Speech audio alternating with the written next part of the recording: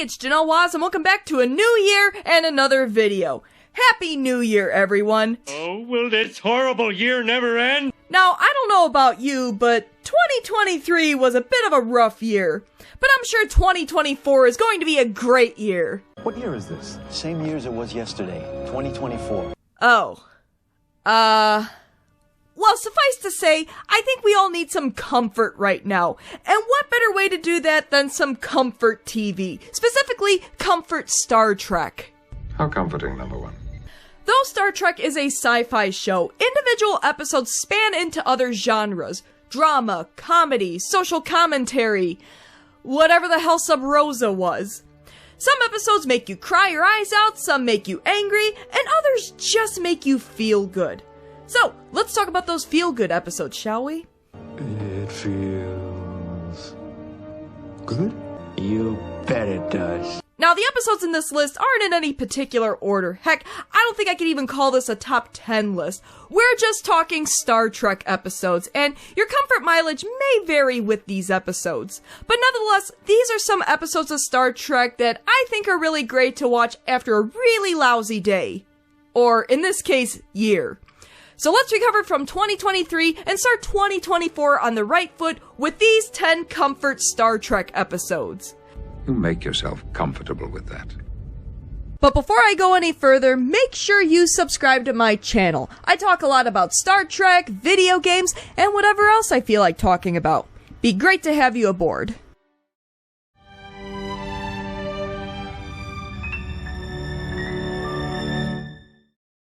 What is it? What is it? Why, lovely lady, it's a tribble. That's right, I'm starting this list off with tribbles. After all, what can be more comforting than a little purring tuft of fur while reproducing at an alarmingly high rate? The original Star Trek is probably best remembered for either its camp and silliness or its social commentary. But The Trouble with Tribbles is simply a fun episode. It's one of those episodes that was intentionally made to be comedic and fun rather than it just being received that way. In The Trouble with Tribbles, the Enterprise answers a distress call to a space station to protect wheat. So what? On my grain? And Captain Kirk is none too pleased that his ship and all its capabilities is being used to protect grain. My grain?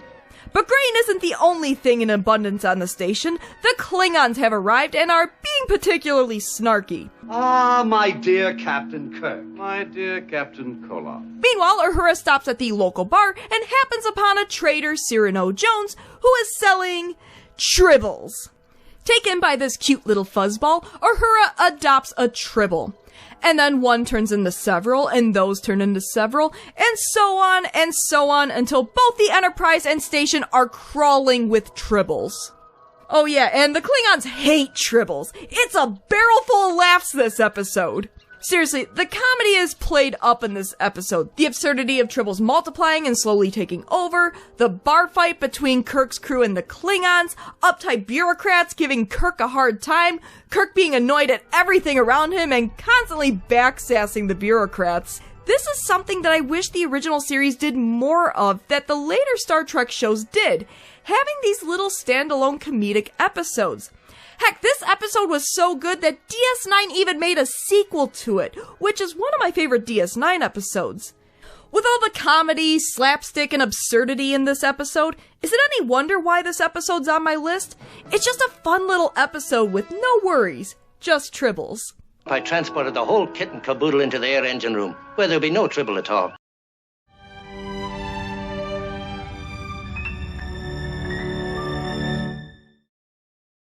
We're Ferengi.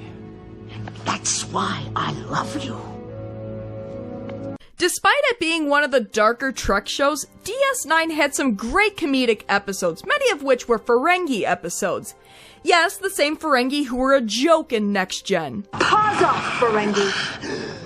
But DS9 took aliens no one could take seriously and rounded them out into a culture with their own set of rules and etiquette, resulting in some great memorable characters and episodes while still maintaining a comedic tone. The Magnificent Ferengi is an example of a great DS9 Ferengi episode that combines action and comedy into a fun hour of TV. Quark's mom is captured by the Dominion during a trip to get an earlift, and it's up to Quark to assemble a ragtag team of Ferengi to get her back from Iggy Pop the Vorta. And if that doesn't sell you on the episode, how about the team members? A child, a moron, a failure, and a psychopath. Quark's team really sells the episode. Obviously, you have the series regulars. Quark is the leader, Ram is the naive engineer, and Naga's the young, serious Starfleet officer. But you also have the recurring character Brunt, the liquidator who everyone hates and is only on the team because he has a ship, Quark's cousin Gala, the ruined weapons dealer, and my personal favorite, Luck the Eliminator. Who do you want eliminated? It's not that kind of job. Then why call an eliminator? This episode does so many things right. It's action-packed, it has quippy lines, it has great physical comedy that would only really work with Ferengi characters. Now let's see if you're a changeling. That's no way to tell if he's a changeling. You're right. Give me that knife. It's the kind of episode that helps break up the serious tone of the Dominion War arc in the later seasons of the show and lets the audience breathe a little, providing a little comfort in some of the Federation's darkest times. How does it feel to be a hero? You tell me.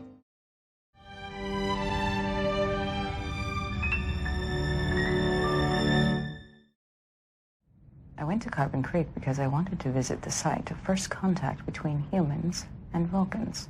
Enterprise is a little bit of a controversial show in Star Trek. On the one hand, it's a nice prequel that explains a lot of the concepts in the original series and shows how humans and Vulcans grew to be the allies they are later in the timeline. On the other hand, a lot of fans really wanted a post-Voyager show, and having a prequel that fits into established canon isn't without its problems. Nevertheless, Carbon Creek is one of those episodes that fans really enjoy. Heck, my mom, who doesn't even like Enterprise all that much, likes Carbon Creek. In Carbon Creek, T'Pol tells Archer and Trip a story during dinner about the time her great-grandmother, Tamir, visited Earth in the late 50s. Tamir's ship crashes on Earth during a survey mission, and she and 2 other surviving officers begin living in Carbon Creek, Pennsylvania. It's a fish-out-of-water story. They're aliens forced to blend into the human population, having to adapt to using currency, going to work, heck, even catching the latest episode of I Love Lucy. I Love Lucy is on tonight. Tamir is focused on getting back to Vulcan, while fellow crew member Mestral is fascinated with humanity, maybe even a little too much. Despite their stoicism, the 3 Vulcans develop an affinity for the local townspeople, helping them with their problems and making their lives better. Does it throw a little wrench into established canon? Yeah, and the episode even acknowledges it. Do you realize you've just rewritten our history books? A footnote at best. But the episode provides a little heartwarming story of a 50s town welcoming some newcomers who struggle to adapt to their new way of life. There is a comic actor known as a stooge with that name. The boy believes we have similar hair. There is a resemblance.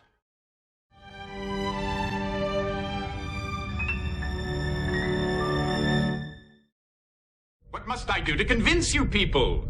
Die. Oh, very clever, Worf. Eat any good books lately? Haven't had enough of fish out of water stories? Well, here's a Q fish out of water story. Of all the recurring characters in Next Gen, Q is one of the most fun, largely because of John Delancey's performance. Sure, Q borders on sinister sometimes, but he has this fun personality, even if the Enterprise crew doesn't agree. So what happens when Q loses his phenomenal cosmic powers? He gets an itty-bitty living space. Phenomenal cosmic powers! And that's the premise of Deja Q. Q has been kicked out of the Q Continuum for spreading chaos across the galaxy, and is forced to live out the rest of his existence as a mortal human being. He's a normal, imperfect, lumpen human being. Meanwhile, the Enterprise is called to save a planet from destruction from a moon heading towards it, and who knows moons better than Q? The highlights of the episode are Q learning how to be human and encountering the everyday habits of humans. He has to sleep, he has to eat, he gets backaches. Guinan stabs him with a fork. Seems human enough to me. Star Trek has explored the overlooked aspects of humanity over the years through Data, expanding upon those concepts through non-human eyes. Deja Q does something similar with Q, only where Data is fascinated by humanity and desires to be human, Q was made human as a punishment. Q focuses on the negative aspects of being human, while Data's fascinated by them and is there to ground Q and explain why those aspects are important. Yes, Q, you might not be interested in forming relationships, but you'll need to earn your keep on the ship by working in groups. Which, to be honest, I kind of sympathize with Q on that one. While by the end of the episode, Deja Q reverts to the status quo like so many other next-gen episodes, it nevertheless shows a vulnerable side of Q in a fun way. I'll have 10 chocolate sundaes. 10? I've never seen anyone eat 10 chocolate sundaes. I'm in a really bad mood.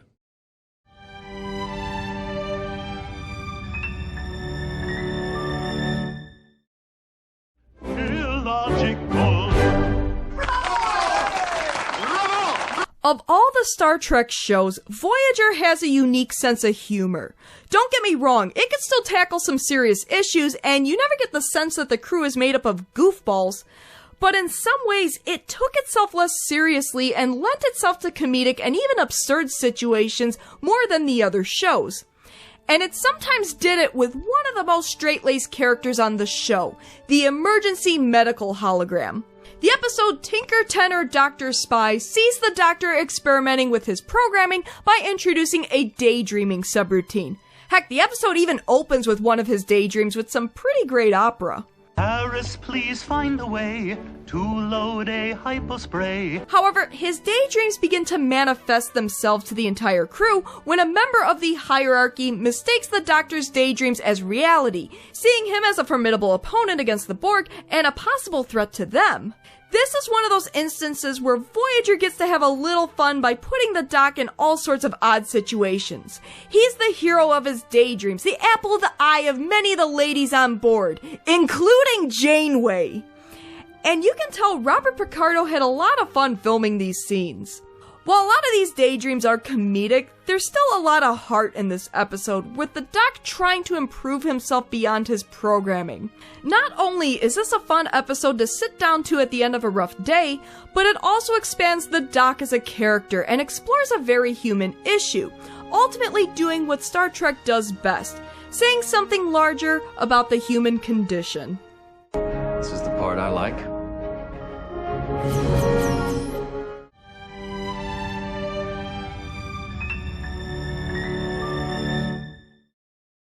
No, it wouldn't be make-believe if you believed in me.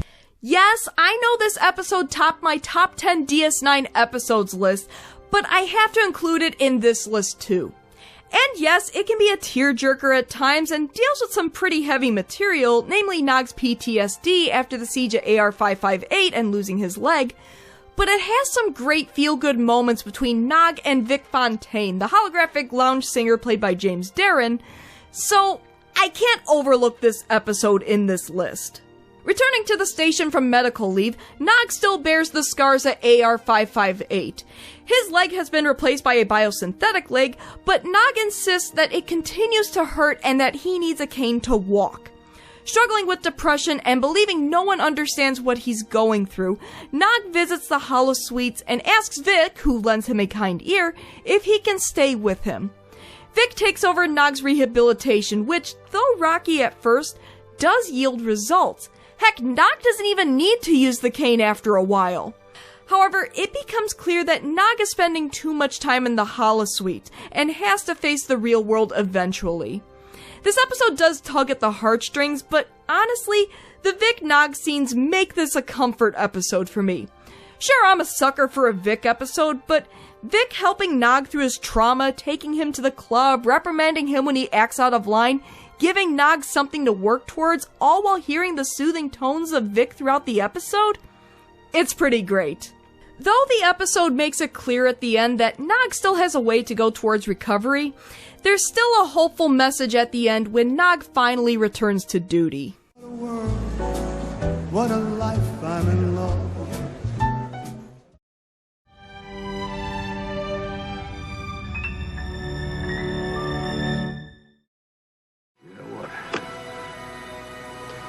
Still don't like you, Jean-Luc.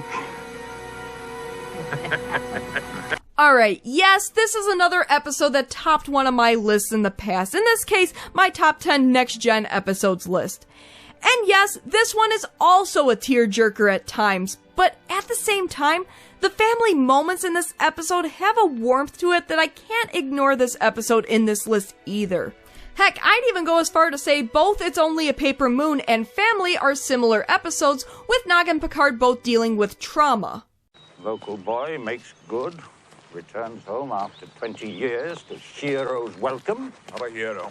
He also says you're quite a hero. I'm not a hero. After the ordeal with the Borg, the Enterprise is docked at Earth, and Picard heads home to his childhood home in France to stay with his brother Robert's family. Worf's parents come on board the Enterprise, concerned about their son after his discommendation, and Beverly Crusher finds a hollow message for Wesley from his father. No, his father. And I can feel that you're my son. And as you could tell by the episode title, this episode focuses on family, and everyone is just so lovable in it. Okay, well maybe not Wesley, but I don't hate him in this episode, so that's a major plus. Worf's adoptive parents are a treasure, and I just absolutely adore them. They love their son so much and take a legit interest in him. Dang it, I want to see more of these two! I am glad you are here. We had to come. Our boy was in trouble. Heck, even the relationship between Picard and Robert is kinda sweet by the end of the episode, despite the two being on antagonistic terms up to that point. Like It's Only a Paper Moon, this episode ends on a hopeful note. Picard will move past what happened to him. Worf's parents have his back no matter what. Wesley has confidence in pursuing a Starfleet career. Until Season 7 undoes it. Heck, Renee Picard's future is looking as bright as ever. You get that poster away from this list! It never happened. Here is a little of the 47. Do not drink it all at once. And if possible, try not to drink it alone.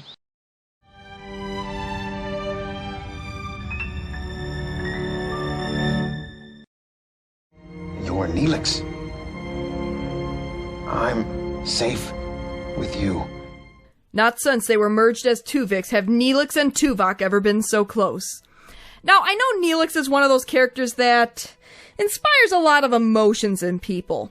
And I do want to do a video about that once I go through another rewatch of Voyager. Even I will admit that I was annoyed with Neelix for a while I was initially watching the show.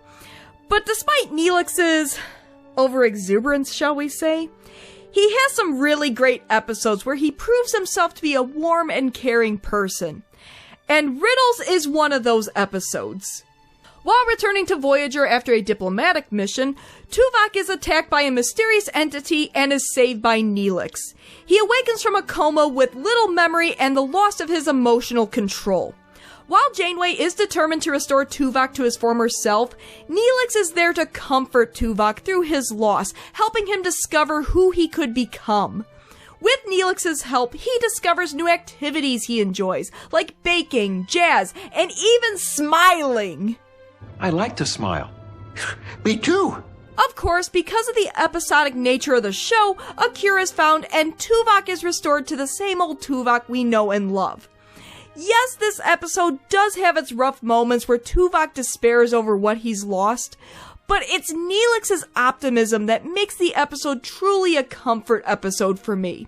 Despite all the annoying things he does, Neelix really is a good friend who will go out of his way for those he cares about.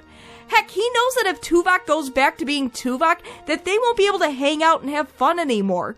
But he knows that that's not what's best for Tuvok or the ship. Sure, we could all talk about Season 1 Neelix until we're blue in the face, but it's these later serious Neelix episodes that really warms my heart. Only desserts? How come? They taste good. Huh.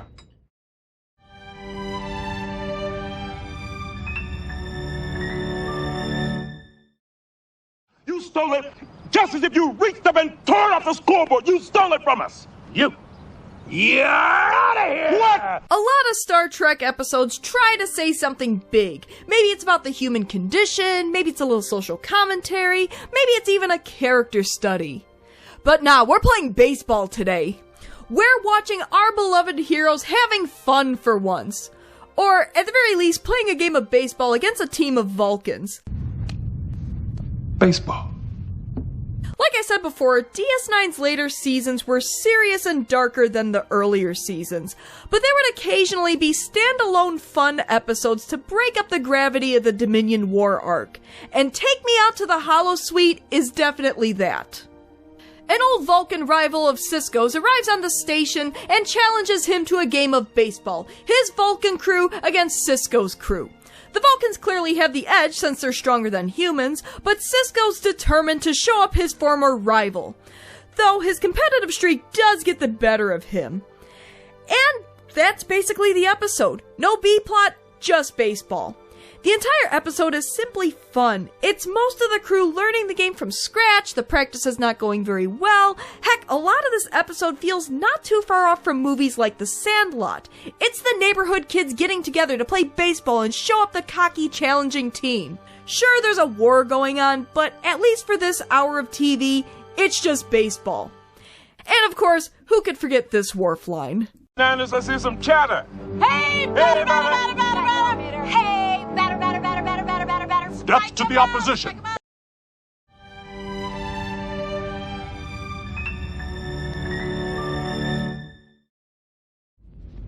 Saddle up, Father.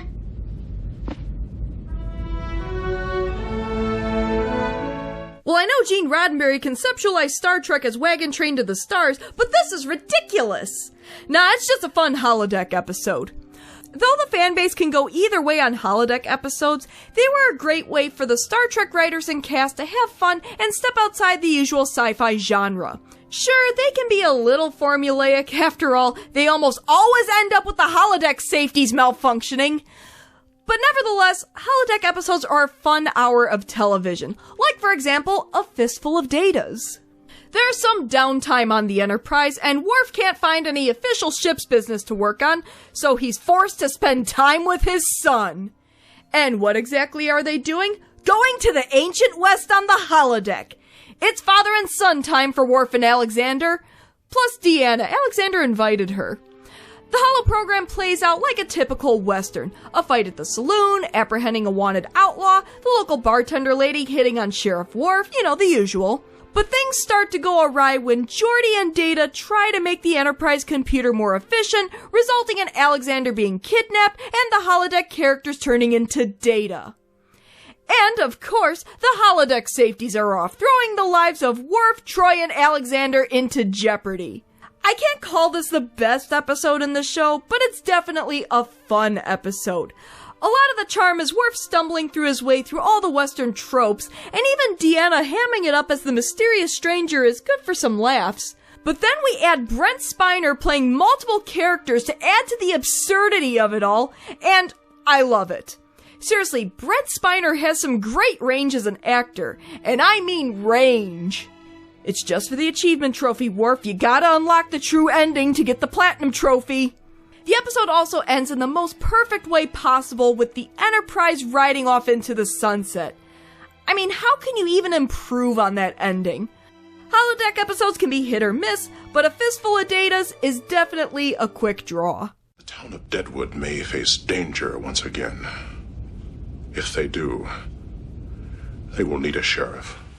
So what do you think? Do you agree with my list of comfort Star Trek episodes? Are these episodes that you sit down to at the end of a tough day to chill out? Do you have different episodes that you take comfort in? What makes a good comfort Star Trek episode? And what are some of your most comfort Star Trek series? Please, leave comments below and discuss. Happy New Year, everyone, and thanks for tuning in to another Star Trek video. If you like what you see, why not give my video a like and subscribe to my channel? Tell your friends! Until next time... How comforting, number